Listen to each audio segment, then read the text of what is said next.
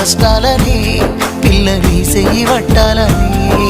నల్లని సీకట్లో ఒకదాన్నే కూసున్న దిక్కులేని పచ్చినయ్యి బావా నువ్వెప్పుడొస్తావని ఏళ్ళైపోతుంది పిల్ల ఎన్నెలొచ్చింది మన బతుకులా ఏలైపోతుంది పిల్ల ఏలు వట్టంగా వస్తున్నాయా ఇన్నాళ్ళ ఎడబాటు ఎడవాసిపోతుందిలే ఈ సీనయ్య గుండున్నదే సినదారా నీ కోసము ఈ దూరాన్ని చెరుపుతూ తీరాల కగిరింది అందాల ఈ మానవు